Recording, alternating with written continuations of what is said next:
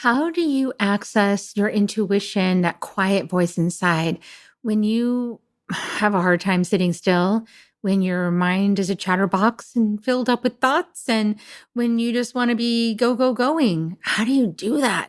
Well, today's guest is Dr. Karen Can, a doctor of light medicine and also a medical doctor. And she's going to tell us about her STOIM method for getting in your body to listen to yourself and to get the guidance you need in your life. Join us to find out more. Soul Nectar Show, the Soul Nectar Show. You're invited, delighted to discover who you are. Anything is possible if you believe. So join us on this beautiful journey. Soul Nectar Show, Soul Nectar Show. Well, hello and welcome to another episode of Soul Nectar Show, that show where we talk about all things essence, where we gather around the campfire and we share our stories of connection to that which is greater than us, to the big mystery, beyond the veil, to those synchronistic moments that lead us inexorably to a deeper understanding of ourselves and this world. I'm your host, Carrie Hummingbird, and I love coming in here week after week to have these conversations and bringing beautiful friends of mine to come and share their wisdom and their life experiences so that we can all benefit and from hearing the realizations and the nuances of these journeys that we all share. Maybe just the details are slightly different. And so today, just so delighted to be having a conversation with my dear friend and colleague, Dr. Karen Can. Welcome to the show. So glad you're here. Same here, Carrie. I just absolutely love the work that you're doing, and everyone who connects with you is truly blessed. So thank you so much for having me on your show. No, I'm really grateful. You guys are going to love Dr. Karen. So she is a doctor of light medicine, and she's a #1 international bestselling author, a visionary, and a pioneer in healing, consciousness, and spirituality. And her mission is to empower spiritually conscious people to harness their intuitive, healing, and manifesting superpowers to reach their highest vibration so they can help anchor in the reality of heaven on earth. And she is the founder of the Academy of Light Medicine, and she teaches everyone her 3-step Tolpakan healing. You're going to have to tell me how to say that healing method, TKH, which involves aligning the source of divine wisdom, asking quality questions through divine muscle testing, and activating high vibrational healing frequencies. And she is like Yoda from Star Wars. And so you guys are going to enjoy listening back to this conversation. So one of the things that I know that we all contend with at this time on the planet is learning how to trust ourselves, learning how to listen in a different way, not on the outside necessarily, but tuning inside for the right answer and what's right for each person, and knowing that their answer is inside. And we might get wisdom from the outside, right? Like we share our stories here because we get wisdom from hearing everyone's stories. There's benefit to that.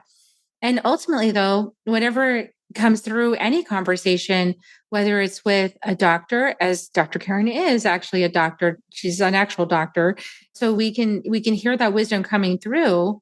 But we also need to check it inside, because there were many times when I sat in a doctor's office and I got a recommendation and it didn't feel right. It didn't feel like that doesn't seem right for me. I don't really feel aligned with that. And I had to make a decision. Am I going to listen to the expert, or am I going to listen to myself and my body as my own source of wisdom, as my own body? And many of you who've been following me for a long time, you know that I led the Skills Not Pills movement, and it moved for a couple of years. And it might be revitalized, you never know.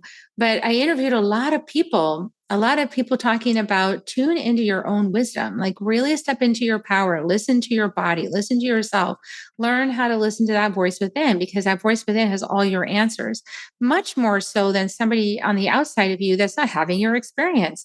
They're just guessing. They're kind of like, well, I think it sounds like this, and my best guess is this. And lately, a lot of it is also based on the computer. So like, I was telling Dr. Karen before we started the interview that recently, a couple of years ago, I took my son to the doctor and the guy couldn't serve us because his computer was down. And I was like, what do you mean? you're supposed to know a certain amount of stuff just without any other outside resource. But he was like, well, I can't really help you because our computer system is down, so I can't do anything. And I thought that was the strangest thing for somebody to say that was wearing a white coat. So, there, especially as somebody who listens to my own wisdom and guidance, when people come to me, I don't go, well, I'm sorry, the computer's down, I can't help you. I'm able to listen to them and we're help them work through it.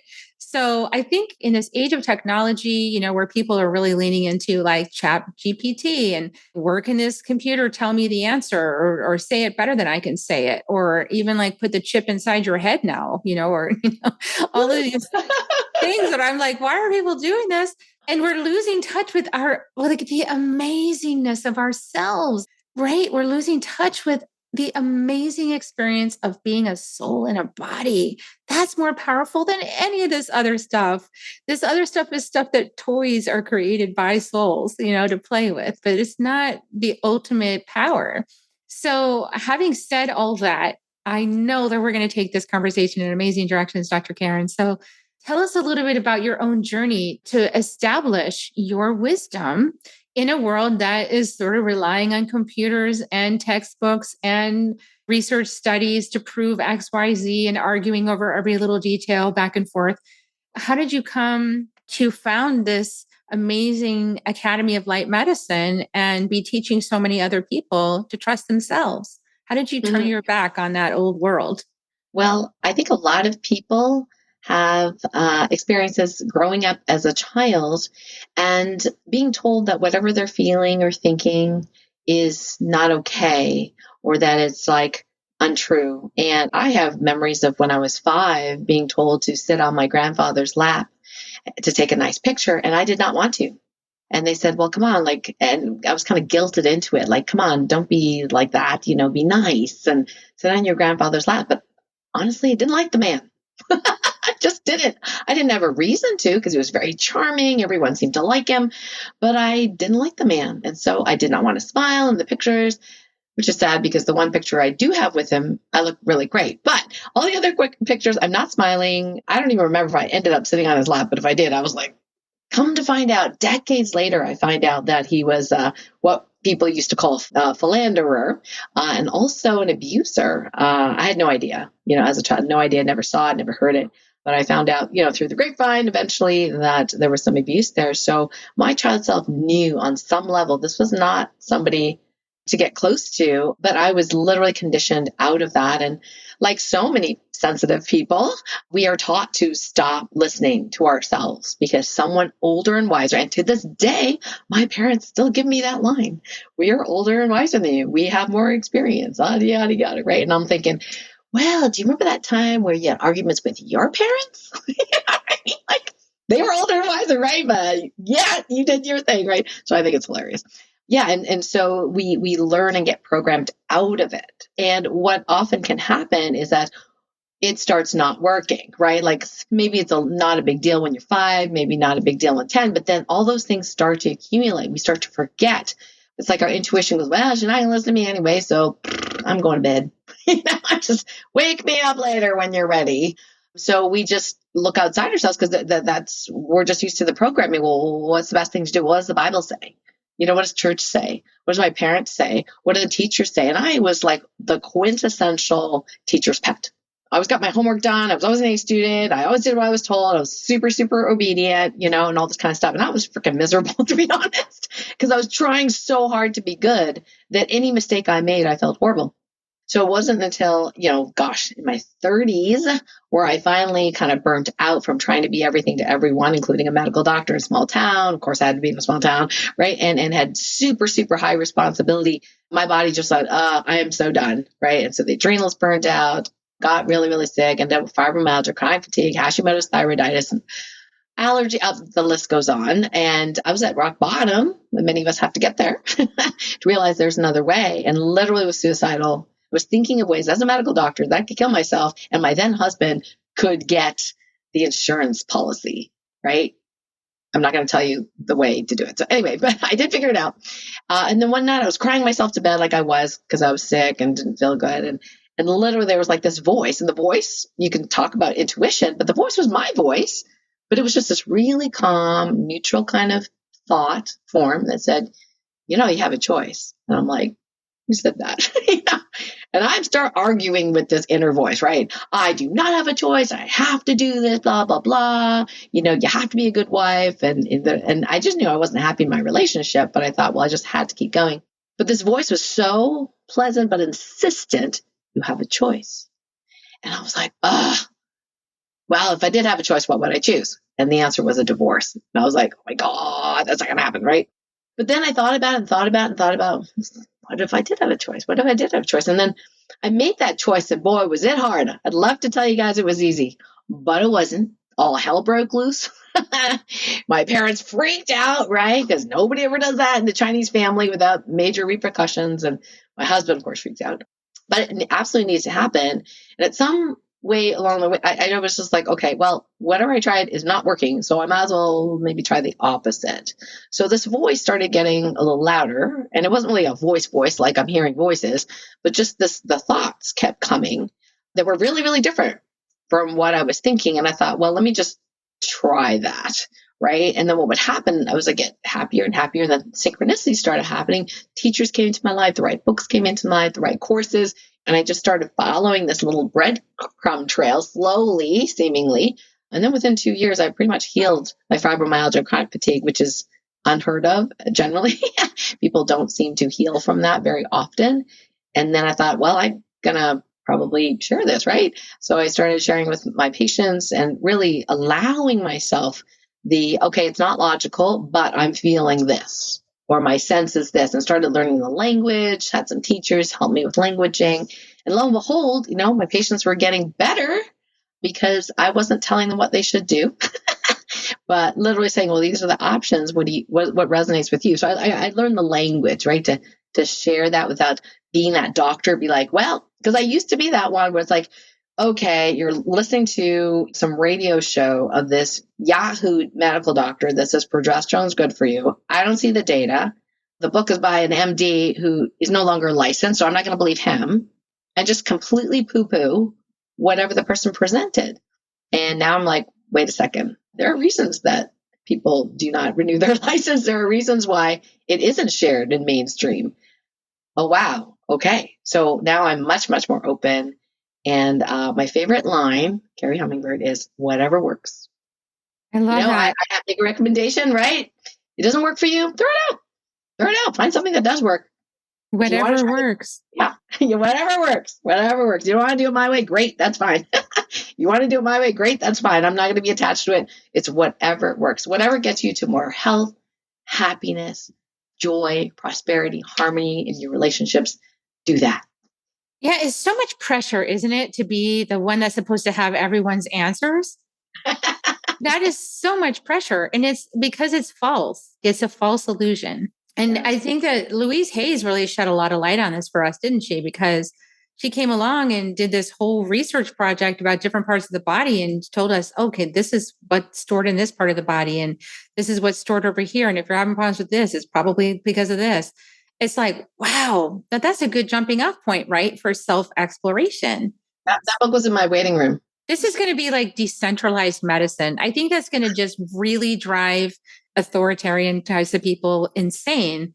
But everyone has all of these resources and the internet gives us a lot of information. It gives us some false information, but it also gives us, if we're really being guided, we're being guided to information that we need to consider, to digest, right? To actually look at.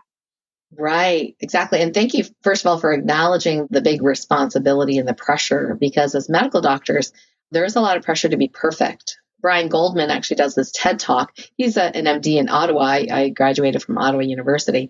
And he did this TED Talk that my friend sent to me. And I cry every time I think of it even, so I'll try not to do that right now. But basically, he says, what's a great batting average, right? Whatever that is, 0.75 or however how the baseball people do it. And he goes, so what do you think about a doctor having a 0.75?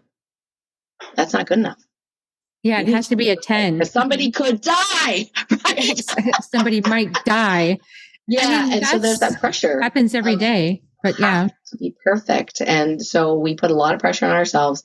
And so we think we have to have the answer. And so if we are relying on other people finding their own answers, that's kind of scary for us because you never know, they might sue us, right? Or somebody might die.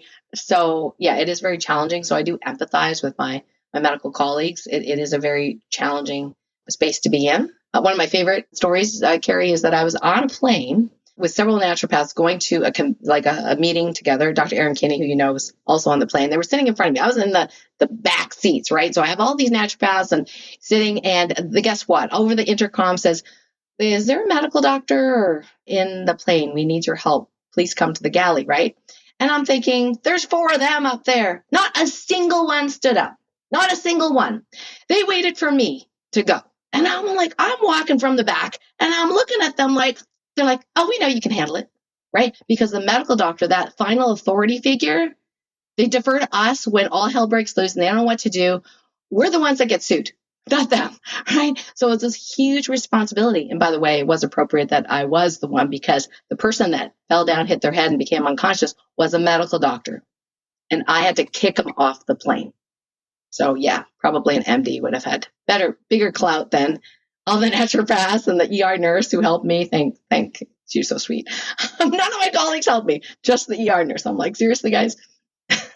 So That's so much light. I think that the pandemic taught us a lot about how we don't know, like the medical industry, they didn't know what to do. They were just making some stuff up that sounded good, just like, okay, we're a mask. We don't know if we're going to follow this authority. We don't know, like try this, and we hope it works. And there wasn't like, it wasn't only afterwards that there were studies and things like that done, because when you're in a crisis, you don't have time to run studies. You just got to just hop to it and try to figure it out. Right. But then you're just kind of guessing. But I think the guessing part is actually what's true. I think everyone's guessing. It's up to the person. I really firmly believe that the person is the only one that can look inside themselves and really know the truth. Like they might get a lot of insight or mirroring from the outside world. Yes. They might get input, and this information comes in, but that person's still the one that has to digest all of it and go, this is what looks right to me. Yeah. But people don't know how to do that, Dr. Karen. I mean, because it's gotten conditioned out of us because of what? Religion and fear and misogyny. So, we're supposed to trust our intuition. We were supposed to surrender all of our power outside of us to these authority figures in this like institutional system. But we forgot how to connect with our bodies, how to connect with spirit, how to connect with Mother Earth, and how to trust that sort of invisible wisdom, right? It's because it's kind of invisible. It's in the intangible space. To learn how to connect with that, which our ancestors always knew. They knew how to talk to the planet, how to talk to the trees and the plants. I think about, I'm going to the jungle, as you know. And by the time this comes out, I think I'll be coming right back from the jungle. I think I'm heading on the way home by the time it's released or something like that. Or I might even be home. But anyway, in the jungle, I'm going to be working with ayahuasca with the shamans. And the only reason the shamans know how to work with ayahuasca as a plant, as a medicinal plant for healing, is because the plant told them how to mix it. The plant itself told the shamans, this is how you prepare me. This is what you do. Because if they hadn't have listened to that, they would have died, but through experimentation. Right. So they actually talk with the plant. They listen to the plant. They work with the plant, and the plant tells them how to prepare it and what it's used for. And having done these plant medicine journeys, I've listened to the plants and I've felt their energies, and I definitely feel like they're galactic. I do not feel they are all from this planet, because they have different worlds. And I had this one ceremony where I was on ayahuasca and all the plants started coming in, and I could feel the difference in energetics. And I even saw visuals of like different planets, like actually different planets where this plant is from some other planet. Oh, I didn't know that. And all of this information is coming in and it's congruent with what other people are saying, like, oh yeah, I felt this one was kind of like this strange ethereal world, So it's kind of cool. I mean, it's really cool actually to be able to do that. But we need to learn how to listen, right? Because the planet has wisdom for us and our bodies have wisdom for us. So how do you help people bridge that? Because I know it must have taken a journey for you to move out of that left brain, like that what the heck, like I know, and I know because it's written in these books, to like, wait a second, maybe I don't know. And let me listen. How did you make that bridge yourself? Well, certainly the left brain part became very, very strong because of conditioning, of course, medical school, lots and lots of studying and learning. And I was very good at test taking. So very strong in the left brain and very inquisitive and a big critical thinker on some level, right? But because of my illness, there were no answers. It's like, how do you treat chronic fatigue fibromyalgia? And medicine only has these few options: antidepressants and another antidepressant, which both made me sick. So, well, that's the end of that, right? And I'm like, there must be more than this, right? So then I was like, okay, well, there must be something else. And of course, the left brain goes to research and things like that. I did find some other, naturopathic type of thing. But what was very interesting was on the soul level, I knew it had to do with my, feeling depressed and unhappy in my marriage. So I kind of went down that road, found a teacher, because now I was open, right? The universe is like, here you go. Here's this person. And she helped me a lot. And she was just a beautiful soul who was just so compassionate. And then I got into kind of esoteric stuff. And of course, the curiosity is so strong in me. I was like, how does psychic stuff work? How does this work, right? So I kind of used that left brain to help explore the right brain stuff and whatever works. And it started to work. So I was like, okay, this is kind of cool. And then now, fast forward, after several books and teaching lots of people, for one, people, my first teacher always used to say, well, if you would dedicate about 10 minutes a day to meditation, that would really change your life. Here's the thing. I'm going to be honest, Carrie. I looked at everybody, my friends, and even my teacher that were meditating 10 or more minutes a day, and their lives were not any better than mine. So the left brain's like, well, prove it. So I didn't do it. I couldn't make myself do it for more than a day or two. I got impatient. I don't know what was supposed to happen. I didn't have time. I'm a very busy person. My personality is like, go, go, go. Love to, stay moving. So I'm like, well, this isn't going to work for me. So I just stopped.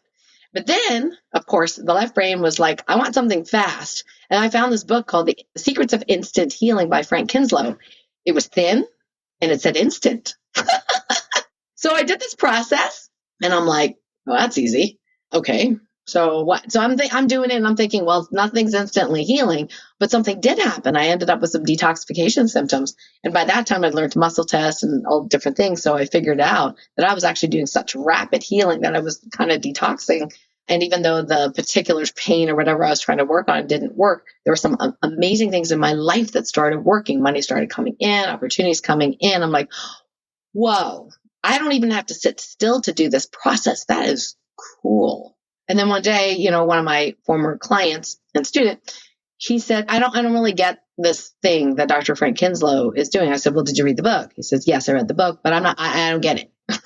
I said, okay, well, so I shared with him what I now call the stillness through observing internal movement process, where you're just observing the inside of your body and noticing any waves or movement inside the body. It doesn't matter what it is, where it is, you just kind of follow it, focus on it. And so I had to do that procedure. And I said, can you feel something moving? Yeah, I can feel a pulse. I said, where do you feel it? Okay, well, over here and over there. I said, okay, great. I said, that's it. He goes, what do you mean that's it? I said, that's it. You don't have to do anything else. Just be in the body, feel the body, and that's your meditation. He goes, really? I said, yeah, try it out. See if it works for you as well as it does for me. So you can try it when you're doing something or you can be sitting still. I just happen not to sit still a lot. So, and he did. And he goes, oh my gosh, this works great.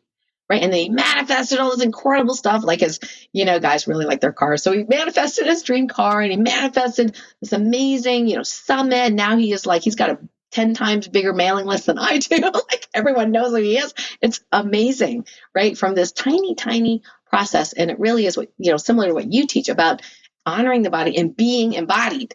Instead of like a lot of us are star seeds, we come from elsewhere, right? So we're like this human body, it's really thick and it's dense. I don't like it. So we kind of stay up here and we're not fully embodied. But if we can actually be embodied, feel the body, then stuff starts to happen. We start to be able to connect to our intuition, because in that, when we're feeling stuff in the body, what happens is your mind is busy looking for movement in the body, right? You just told your mind what to do. Look for movement in the body. Oh, there it is. Over there, over here. Oh, I feel something in my hand. Wow. It's too busy to go blah, blah, blah, blah, blah, give you negative thoughts because you're so busy telling it what to do. It's finding the energy. And then what happens is the intuition just comes in like, bloop. So if you have a question, I find if I have a question, I'm frustrated about something, I don't know what to do. I just feel that frustration or whatever feeling it is in the body. What does that feel like? And the funny thing is because I was thinking about what I should do a moment ago, when I'm feeling the energy in the body, all of a sudden the idea pops in. Some people, they're more visual, so it can come as a like a momentary visualization, or it could be a word if they're clairaudient and they find a word, or it could be just a thought, like, oh, do this. And it's amazing when that happens. And then as you practice it more and more, it doesn't take just a few seconds a day, right? If you want to, then you'll notice that, oh, wow, things are easier. I'm not struggling as much. Things seem to come my way. The right person shows up. I literally will do stuff for fun. I'll be like, I think I need some underwear. Okay, you got to buy some new underwear. So I would like a coupon, please. So I imagine the coupon coming, and sure enough, an email, that my favorite company says, we're having an underwear sale. And I'm like, of course you are, right? It's so fun when you get that connected to your body and yourself. I love that. I love that you're giving people a way to access their intuition without having to get completely zen and be up on the top of the mountain and go to some silent retreat for 15 days. Because we live modern lives, and I know that people need more stillness. Sure. But, absolutely. absolutely. But like when you're getting started, that feels so daunting, and it's like, well, I don't know how to do that. And that seems really uncomfortable. And I don't like being still because then I'm aware of all my thoughts and I hate that.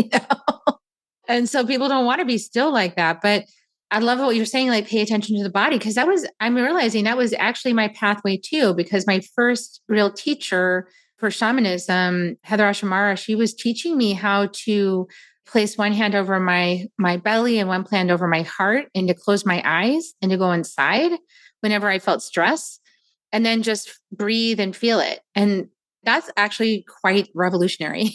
Like that's the heart. So simple, right? It's heart coherence. It's rebalancing the parasympathetic and sympathetic nervous systems.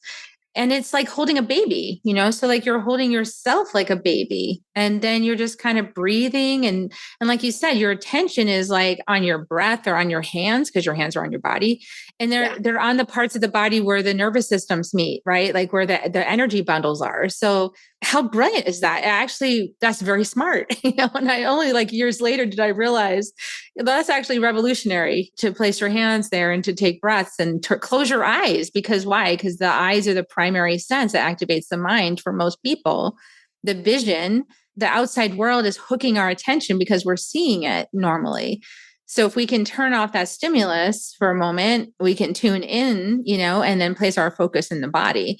And then, we're coming inside ourselves. We're like landing on the planet.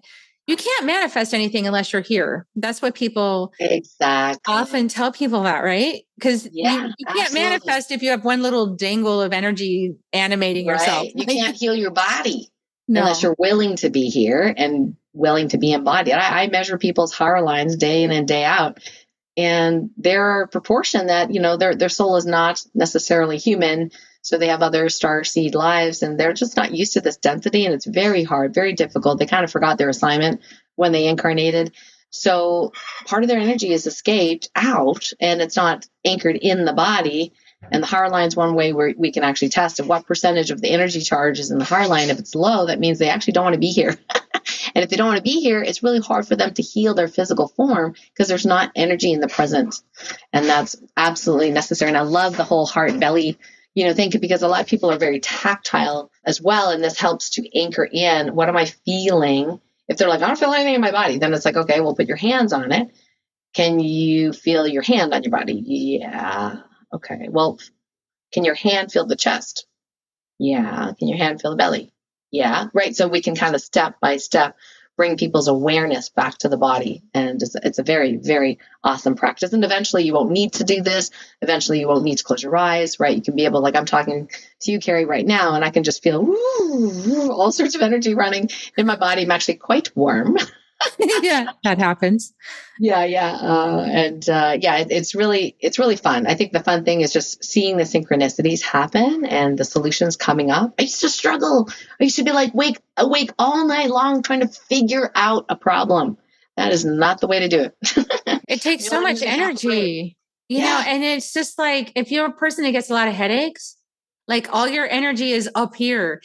I was telling people it's like a blob. And so some people walk around like blobs. Their energy is all up here, just like their head and their throat. Like, and it's not even. I do have a lot of that too. it's not even down past the chest, like it doesn't even get to the chest. It's just like blobbing like this. So no wonder you feel all like So true. disoriented because you're walking around trying to like Well, some of us have to actually work at it, You got to get the energy all the way down through the feet and into the earth. That's what grounding meditations are for. So when you were saying you test people's HAR line, tell us a little bit more about that. Is it HAR? Like, what is that line? HARA. Yeah. So traditionally in sort of energy healing spaces, the HAR line is like the main power line that you can receive, energy, if you will, from source above and even earth below. And from the HAR line, there are connections to the energy center of vortices in the body, the chakras. And depending on which system, whether 7 chakra system, 13 chakra system, the HAR line's connected and communicating to all these to help your body function, but also there are metaphysical things that they do. So this power line has to be able to have these chakras or vortices to convert that raw energy into the kind of energy that the pancreas, the stomach, like the physical parts of us need. And so we all have this tube. In Chinese medicine, they call it something else. The Tai Chi pole is what they call it. But there is this linear kind of conduit of energy right in front of or encompassing the spine. And you can actually, with divine muscle testing, so that's something I teach my students, is to, first of all, connect to themselves, their inner wisdom. Sometimes we call it connect to source, connect to the 0-point field through this stillness through observing internal movement. Then we teach them how to do muscle testing to use their body as a conduit for inner knowing. And eventually you won't need the muscle testing, but it's a great practice to do that. And we just literally ask quality questions of source and say, okay, well, how happy and balanced is this person's HAR line? More than 50%, less than 50%, more than 70, 80, 90, until we get a yes response, which could be a sway forward for people doing the sway test. And so my claim to fame is not that I know a lot.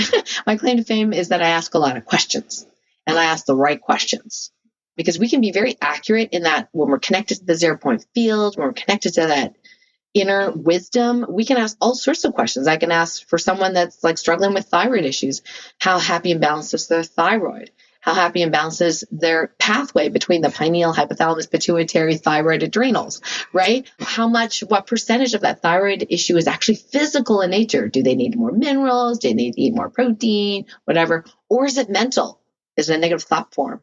Or is there an emotion related to the thyroid that's causing it? Or is it energetic? Maybe one of their meridians is not working very well. Maybe it's spiritual. Maybe they have an energetic weapon, spiritual weapon of some sort from another timeline, some weird esoteric stuff we get into. And perhaps it's dimensional. There can be all sorts of reasons, but we can really, really quickly, in 5 or 10 minutes, hone in on what are the major issues causing this issue. And most of the time when somebody gets on an interview with me for like the VIP program or something, we go through this mini assessment. They've never heard about it. They might have worked with a naturopath or somebody for like 20 years, and I'd be like, okay, let's see what's going on. And I'm like, wow, okay, so there's a curse on your mom's side of the family 80 generations back. And it's this curse. And I'll say what the curse is. And they're like, oh, that makes so much sense. Oh my gosh. And my whole family on that side, this is what's happened over and over and over and over again, right? So people connect to it, and then like in a blink of an eye, we can just pull that out and it's gone.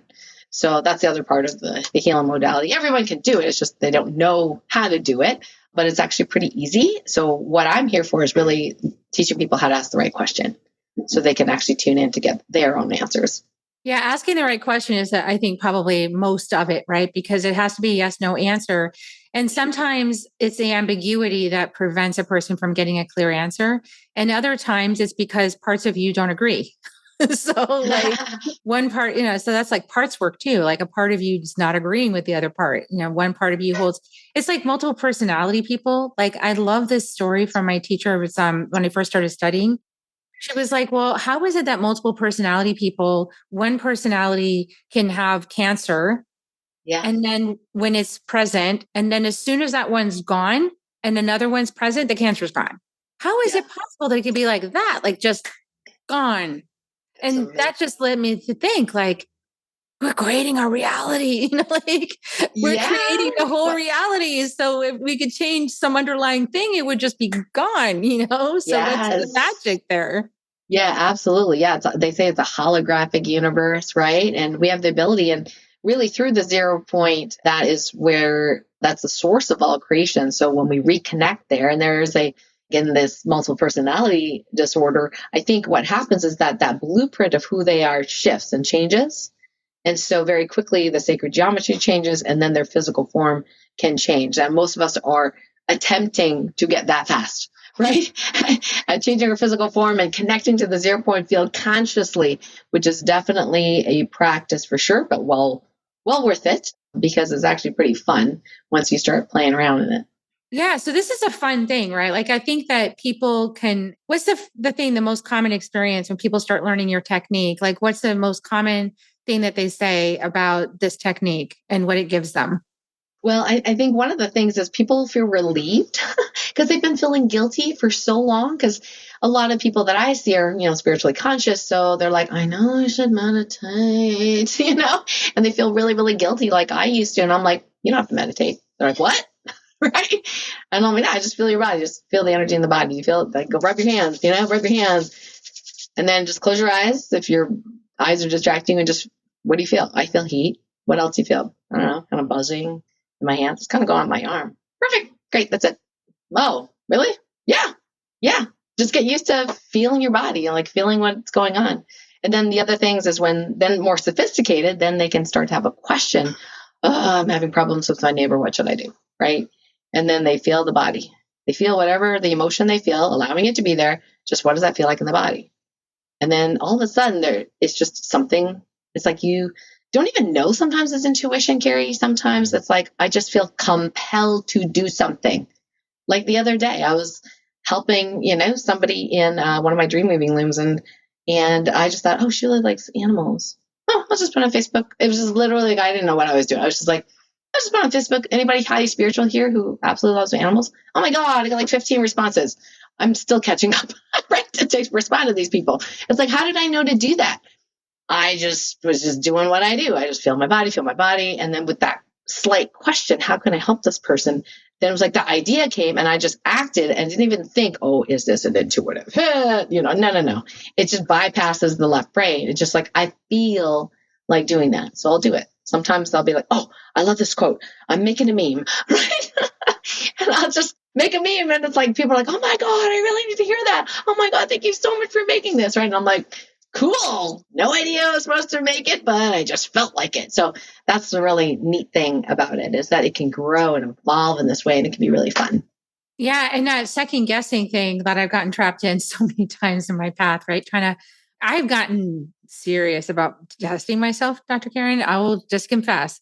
I've gone through periods where I did not trust my muscle testing or my pendulum the first time through. So I would write down all the different options on little tiny strips of paper and then fold them up so that I couldn't see what they say, and then like toss them in the air. And then I don't know which one's which, right? And then I'll just put my pendulum over all of them and see which one's right, Sure. And then I would go like, oh, but I'm not sure. And then I would say, well, if it's right, it should be the right, like 3 times in a row. So yeah, I know what you mean about like testing it, right? And then as a healer though, like when you actually work with people with this, you learn to trust it faster, actually, I feel like, because, you get the answer, you share, you say, well, what's coming for me is this feeling, or I feel this in my body. Is that what you're feeling in your body? And, in that mirroring process, there can be so much comfort. It's like, oh, okay, you do. Okay, great. I was correct there, and I like it. I like that it's, we're moving out of the certainty. Yeah. And into the question. And questions were always forbidden. So we're tasting the forbidden fruit of questions. And we're asking a lot of them. Right. Yeah. Yes, I love, and then I just love, you say how you're working with people and, asking their, resonance, or, sometimes the universe will literally give us validation, like in like your client saying something or somebody else on Facebook saying something. Sometimes I think I'm nuts. Okay. Cause I get some answer. I'm like, what the heck is dimensional fascia? I have no idea, but source told me to write it down. Okay. Here I am trying to okay, what does that look like? Trying to figure it out. I'm like, well, there's this thing. It connects everything to everything. I'm calling it fascia, interdimensional fascia. I know you can't find it anywhere. It's not in the books, not on the internet, right? And then my mentor, Marcus, who knows the Egyptian Abukra system, he teaches that now. when he started teaching, he's like, oh, we call them strings and membranes. I'm like, oh my God, yes, that's exactly what the interdimensional fascia is, right? So it's neat having that validation. So we'll each get something different, but we'll validate that we're on the right track. And that's the nice thing about doing this practice.